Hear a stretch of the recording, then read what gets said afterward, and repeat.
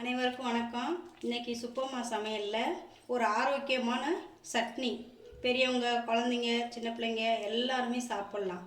இந்த சட்னி சாப்பிட்டா நல்லா குழந்தைங்களுக்கெல்லாம் ஞாபக சக்தி அதிகமாக இருக்கும். அந்த சட்னி செய்கிறதுக்கு தேவையான பொருட்கள்லாம் என்னென்னு பாருங்கள்.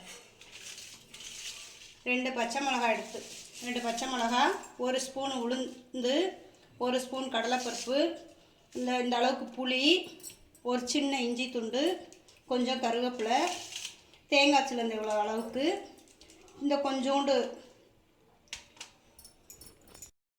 பெருங்காயத்தூள், வெள்ளைப்பூடு ஒரு 10 பல்ல அளவுக்கு, இந்த கீரை வல்லாரை கீரைன்னு சொல்கிறது இந்த ஒரு கைப்பிடி அளவுக்கு. இந்த சட்னி எப்படி செய்யலாம்னு பார்க்கலாம் வாங்க. இந்த சட்னி செய்கிறதுக்கு இப்போ வடைச்சட்டியை வச்சு நான் எப்படி செய்கிறதுன்னு பார்க்கலாம் பாருங்கள். பச்சை மிளகாயை போடுறேன், கொஞ்சமாக எண்ணெய் விட்டுருக்கேன். உங்களுக்கு எந்த எண்ணெய் பிடிக்குமோ அந்த எண்ணெய் விட்டுக்கோங்க.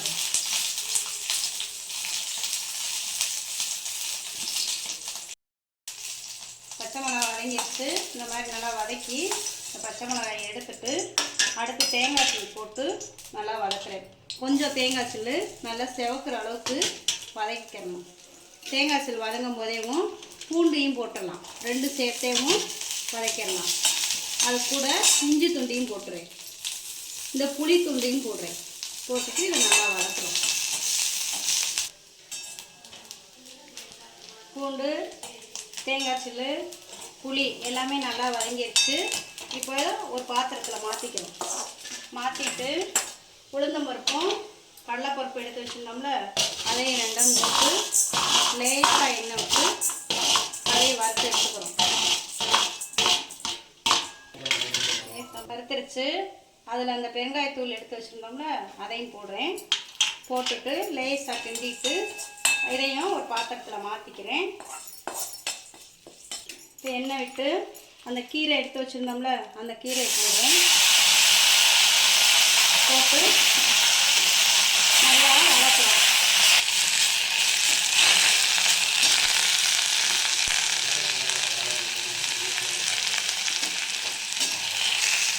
நல்லா வதங்கிடுச்சு. நான் பாருங்கள், நான் ஒரு கைப்பிடி அளவுக்கு போட்டேன் கீரை, நல்லா வதங்கி சுமந்தாயிடுச்சு. இதை கருவேப்பிலை நம்ம வதக்கவே வேண்டாம். நம்ம முதல்ல வறுத்து வச்சுருக்கோம்ல எல்லாத்தையும் சேர்த்து ஆறவும் அரைச்சிட்டு வந்துடுங்க. சட்னி அரைச்சிட்டு வந்தாச்சு.